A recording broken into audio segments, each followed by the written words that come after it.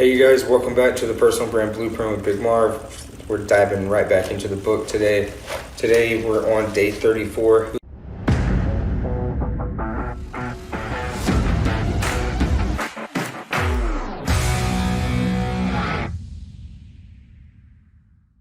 Who we are. So yesterday we talked about who your tribe isn't. We identified, you collectively, what you stand for. And what you don't stand for. So today we're really going to highlight who we are. Give your tribe a name. This is where you unofficially develop your manifesto. Let your people contribute to your movement. Ask them how they want to be identified and claim the common theme. Have you ever heard the phrase, "United we stand"? The power of a group will always be big and powerful, especially when they have a common belief and principles. You have a tribe, you have a movement, but what is it that movement called? What if you named it? Then give us a name.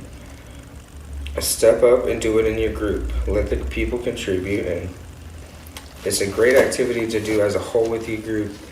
Just, you can even make a poll, especially if you use Facebook as your social channel, and just, put the feedback out there, see what your tribe wants to be identified as, and run with it. They will always tell you what they want.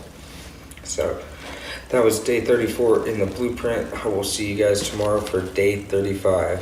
One love. What is up, you guys? Thank you so much for tuning in to another episode of the Personal Brand Blueprint. This is the video series where I dive deep into this book. We're going to go through every single day over the next 100 days. I'm not sure what episode you're on because this is a video outro. But I hope you're enjoying the series. Whichever video you're on, you should still be able to click right there and get the next video in the series. This is Big Marv. Thank you guys so much for tuning in. I appreciate all the love and support. One love. Have a good one, guys.